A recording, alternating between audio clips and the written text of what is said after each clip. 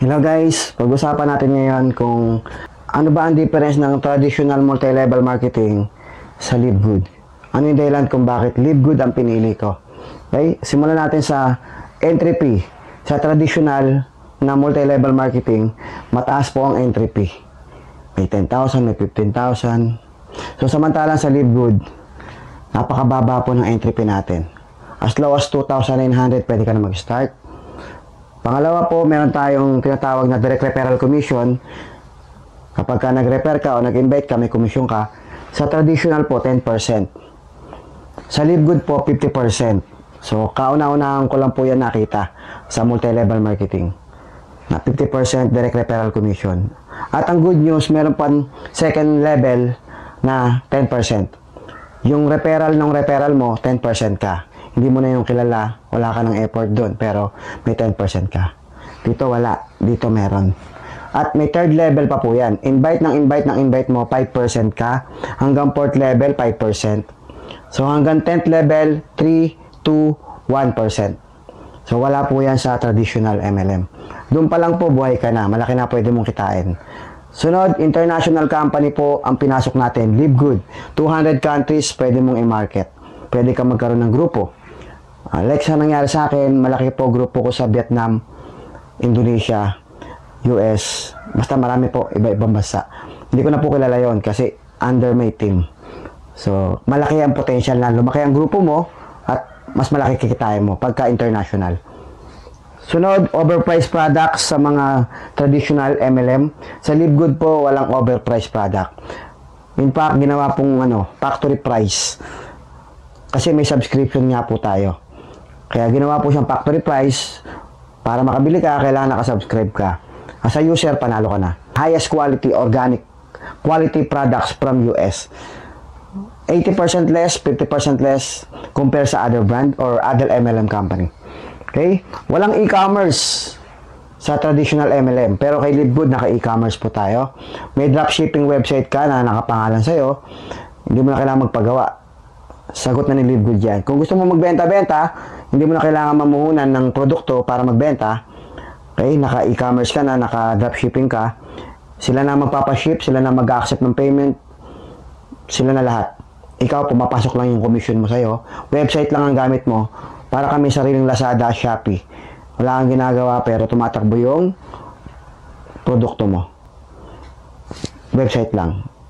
Every time may bumibili, international. Pwede ka magbenta. Ang laking bagay po nun. Wala po yan sa traditional MLM. Kung seller ka. Sunod, no landing page.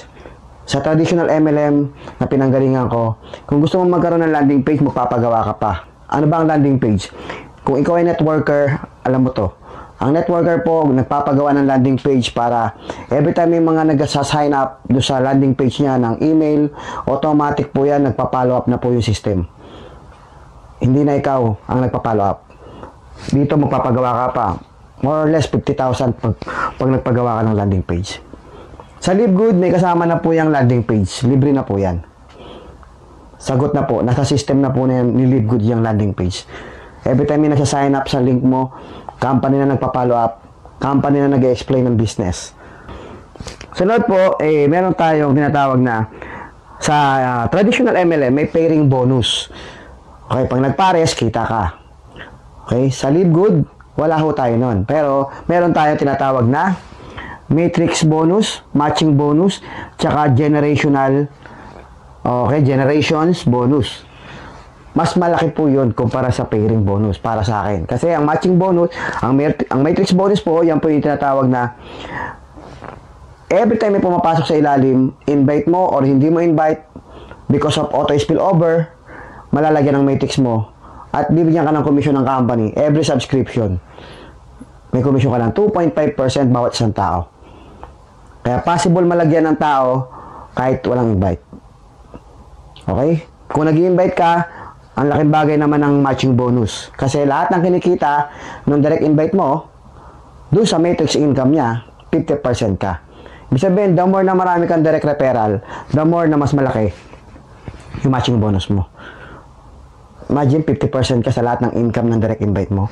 Wala po yan dito. Dito pag naka-invite ka, 10% tapos na. Okay? Pag may pumasok sa ilalim, magpe-pairing ka lang. So, dito, continuous ang income mo dyan. Habang may nagsasubscribe.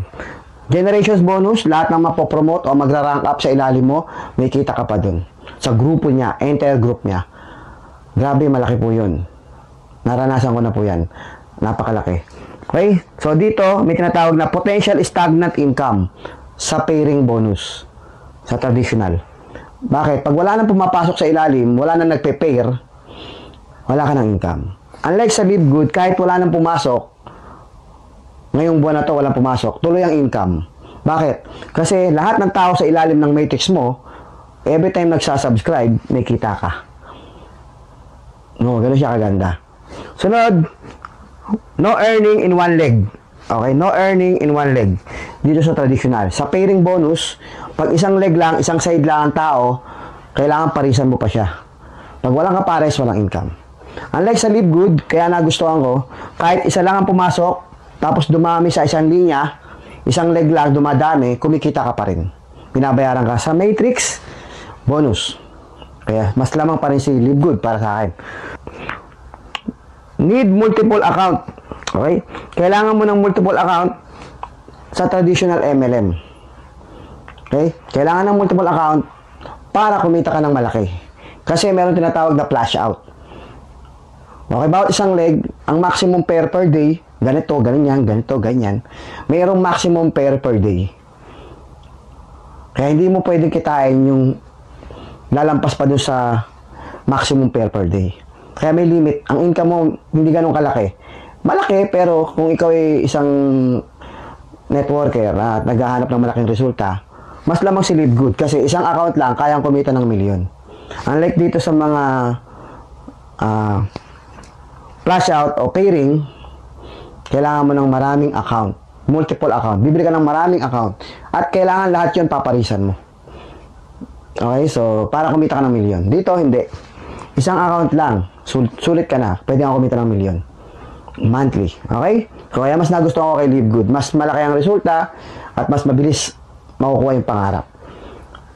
Eh, dyan naman sa Live Good, may subscription. O, di ba? Yun yung sasabihin nila. Sige, walang subscription dito. Pero ito lang talaga, pwede mo kitain. Ang tanong, ilang taong ka na bang nagta-traditional MLM? Ang tagal mo na dyan, pero minsan, naisip mo ba na bakit ang bagal kumita? Bakit laging 1% lang ang kumikita o 5% lang ng mga entire networker? Konti lang ang kumikita dyan. Bakit? Kasi yung traditional MLM na yan, na binary, proven na po yan na mas marami po talagang hindi kumikita. Unlike dito sa matrix na ginawa ni Ben Glinsky ng Live Good, meron tinatawag na auto spillover. At pwedeng kumita kahit walang invite. Eh, hindi naman totoo yan. Bakit yung isa, hindi naman nagkaroon ng spillover? Ulitin ko guys, bonus lang po ang auto spillover. Okay? Bonus lang yan. Eh kung ayaw mo ng auto spillover, tanggalin mo yung auto spillover, panalo pa rin si Live Good. Panalo pa rin. Pag-usapan natin yung subscription. Para sa akin kasi, yung subscription, okay, ang benepisyo mo as a user, mura yung product. Okay lang mag-subscribe.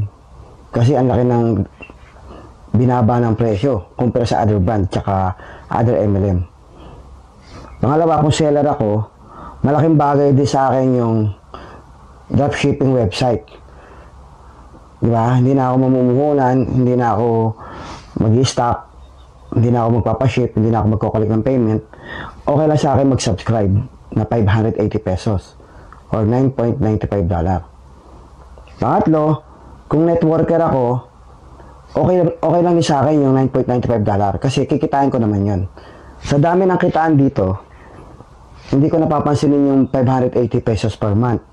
Sa laki naman ng ibinibigay ni Live Good sa direct referral, 50%. Compare dito na 10%. Meron second level na 10%, third level na 5%, fourth level na 5%. So hanggang 10th level, 3 to 1%.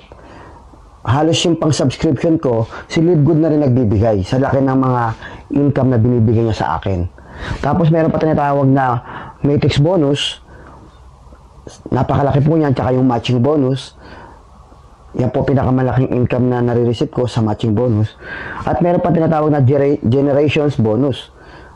Malaki po yan. Sa lahat ng mga nabibuild ko na nagkakarank sa ilalim, may kita ko sa internet worth nila.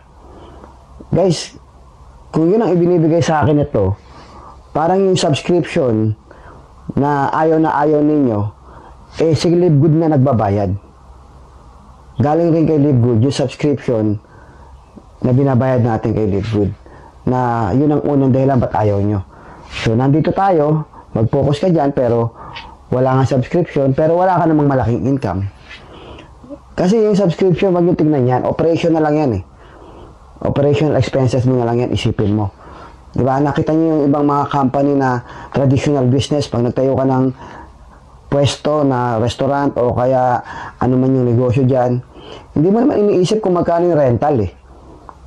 As long as malaki kinikita mo, okay lang mag-rental. Magbayad ng renta. Ano yung pipiliin mo?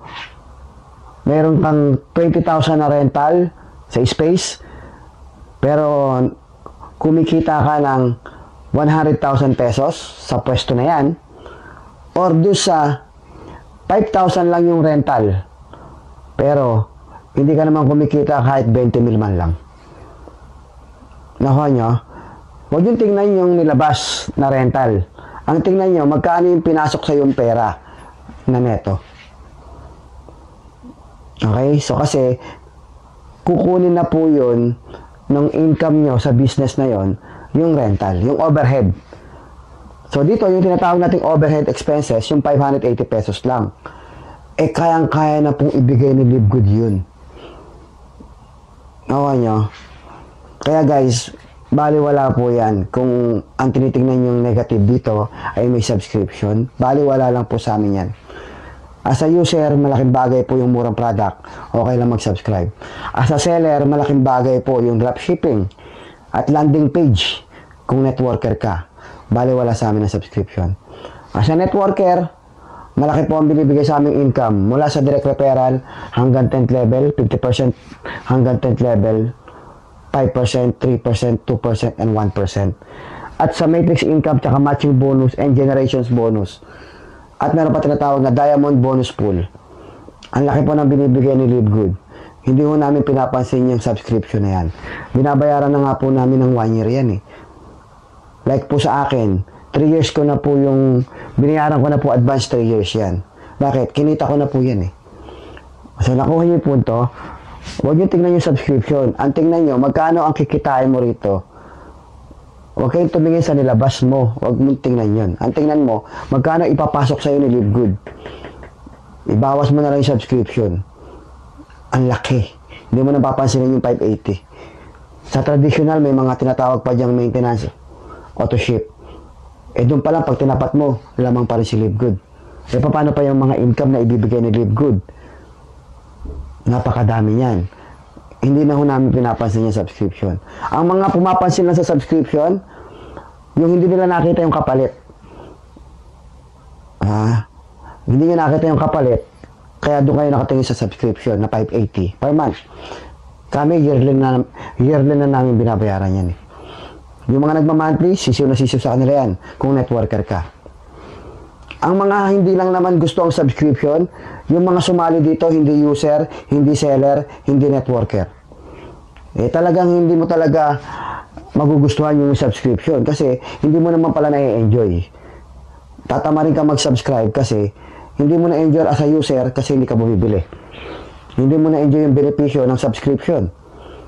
Murang product, hindi ka bumili. Hindi mo na-enjoy yung subscription mo kasi may free website ka, dropshipping, hindi mo na-enjoy kasi hindi ka naman seller. Pangatlo, kung hindi ka networker, hindi mo rin na-enjoy yung subscription. Magbabayad ka ng subscription, for what? Hindi ka rin pala mag-network. Yun lamang po yung mga taong ayaw ng subscription. Yung hindi user, hindi seller, hindi networker. Natural, kung ako may pwesto, hindi na ako magbabayad ng pwesto na yan. I-stop ko. Kung hindi naman nag-ooperate yung business ko. Kung yung tindahan ko laging sarado, kung yung tindahan ko hindi ko ino-operate, eh hindi na ako magbabayad ng monthly rental, bibitawan ko na yung pwesto. Nakuha nyo, as long as kumikita ako sa pwesto na yan, as long as na nag-ooperate ako, as long as na i-enjoy ko yung rental, na-enjoy ko yung benepisyo ng rental na yan, tutuloy ko yung rental kasi nakikinabang ako.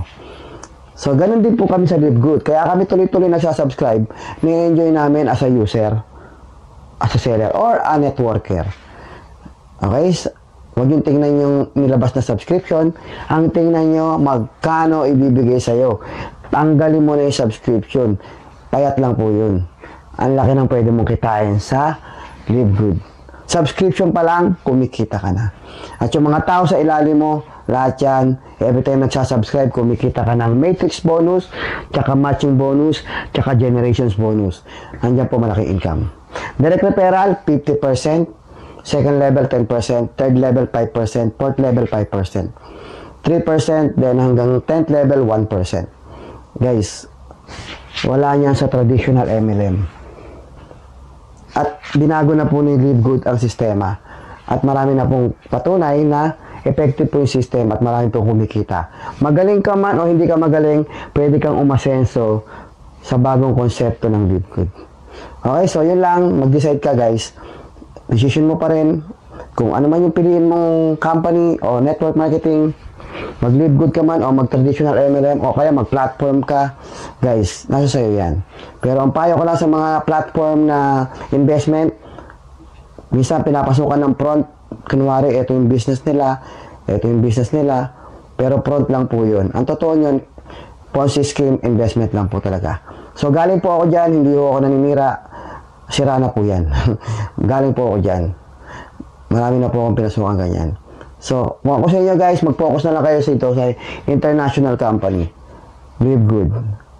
Magaling ang CEO natin, mataas ang credibility, integrity sa US. For 20 years experience running, operating, multi-level marketing companies. At marami na pong pinatunayan ang ating CEO pagdating sa pagtatayo ng company at pag-ooperate ng company. Mas gusto ko yun.